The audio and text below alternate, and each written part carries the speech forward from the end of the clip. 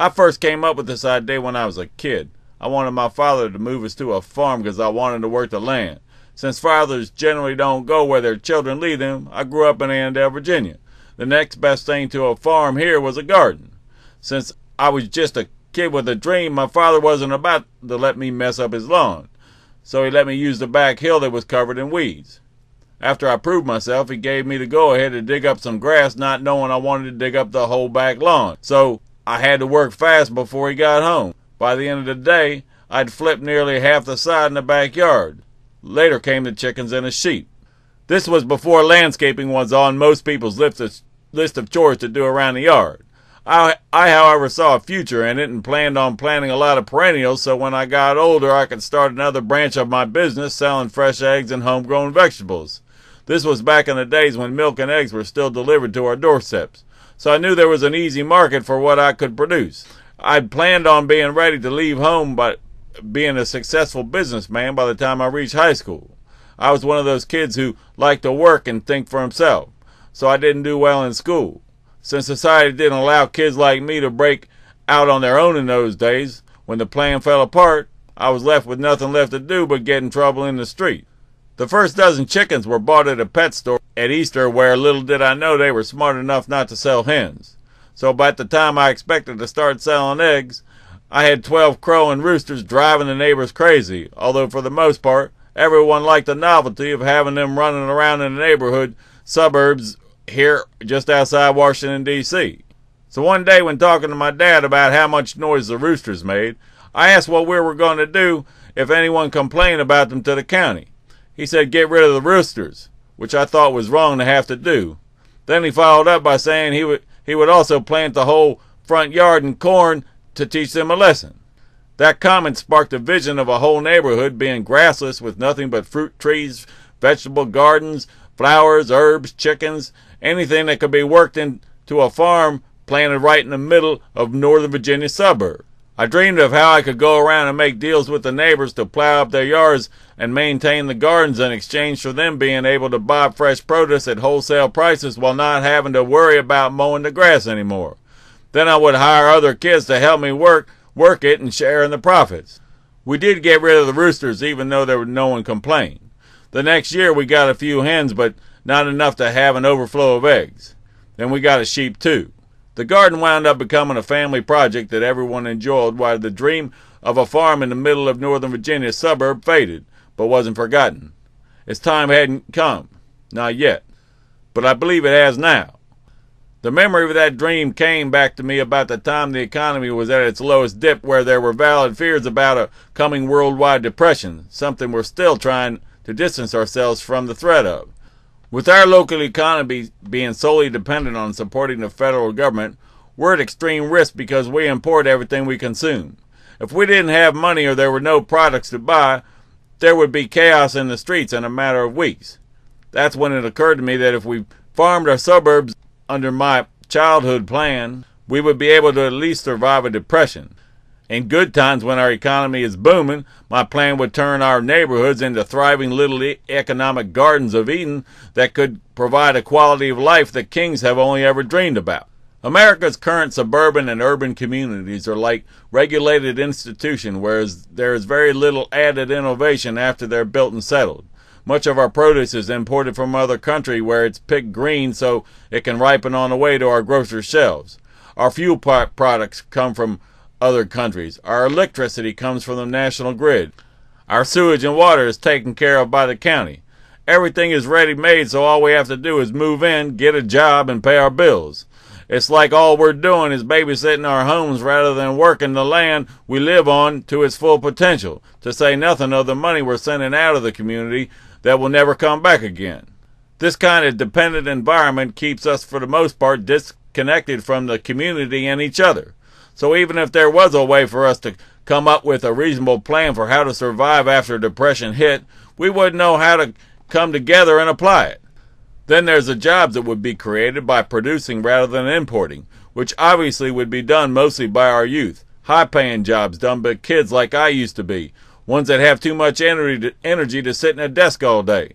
I don't know if you've ever thought about it, but produce costs a lot of money while it's exceptionally easy to grow once efficiently run gardens are established. Many forms of energy can also be produced at the local level to supplement what we buy elsewhere. This could also provide for better stability in an emergency while keeping money close to home rather than shipping it overseas or to the pockets of big corporations. There's no such thing as trickle-down economics. Big money doesn't shop in the suburbs. Money always only ever travels in one direction, uphill into their pockets. So they don't have to worry. It will all eventually get to them anyway. What we need to do is find ways to keep it down here for as long as we can before it goes up there and disappears. There are plenty of technologies that make it easy to produce energy, even fuel for our cars and gas appliances. It can be made out of just about anything: garbage, leaves, grass clippings, wood waste, sewage. Using cheap, environmentally safe technologies that can be applied at any scale that it's engineered for.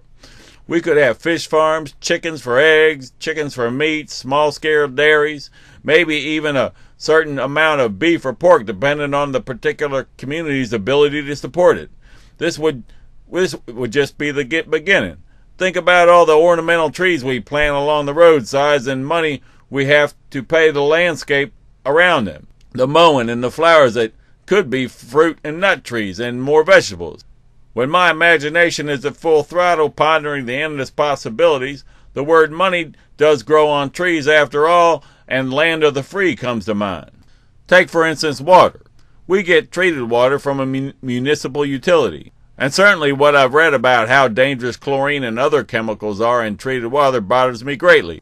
But I also found that bottled water isn't much better, where even if the water goes into the bottle is safe to consume, the plastic the bottle is made from will simply pollute it anyway. So I went through a long process learning about water some years back, trying different sources only to find that everything I tried still made me sick. I eventually moved to distilling it myself, but found that even there I had to run the county water through the distiller twice to get rid of all the chemical residues. I don't know how much you know about drinking water, but there are different molecular qualities to it, even if it's free of all toxins and bacteria. Clean water can always act to hydrate our bodies, but after being treated with chemicals then distilled twice, it's pretty much dead as far as the potential to be a powerful healing agent. So one day I tried distilling rainwater. Lo and behold, there was no chemical residue in the bottom of the distiller canister. I've also found that I feel better after switching to it. I'm not saying that we all have to switch to distilling rainwater. I'm saying that I learned this on my own when trying to move away from the dysfunctional ways that society offered me to deal with drinking water. So I figured there must be even better ways to deal with drinking water and shower water and sewage treatment that I haven't tried yet. I mean, think about it. We dump a very small amount of actual raw sewage into the huge amounts of water that flows down our drains that then has to be treated because of that sewage. If we didn't add the sewage to it and move to using non-toxic soap products, most of that water could flow right out into our yards and into our gardens. And the raw sewage can be processed through something called pyrolysis to produce fuels and totally inert charcoal that can amend soil better than any fertilizer known. In a community that makes part of its culture managing its survival on its own, I'm willing to bet that a lot better ideas than I have today will come out of it. If you scour the internet looking for different ways to get things done, you'll find other human beings everywhere you look who figured out all kinds of innovative ways to sustain some aspect of our quality of life without having to rely on outside entities. But we here in the heart of the nation's capital, who should be leading the world in new ways to exploit freedom, sit back at the mercy of whoever we import our survival from, totally vulnerable to something coming along to take it all away from us. Have you ever asked yourself why each neighborhood doesn't have a dump truck to haul mulch or gravel when needed, or a community backhoe or front-end loader to dig up stumps or move dirt around, or even just a bobcat? I don't mean just for when you can't afford to rent it. I mean simply to save the time it takes to go get it and then return it. What if every neighborhood had the ability to provide everything it now hires out to get done or consumed? Can we afford it? We can if we keep the money that leaves the community here long enough to pay for these upgrades before it eventually finds its way back to the banks that print it. We could even invest in this new kind of community by opening up neighborhood banks and loan the money to ourselves the same way big banks would. It's not hard. That's a topic for another video, but fractional reserve banking allows them to pretty much print money out of thin air. Then they lend it to us, charging us interest.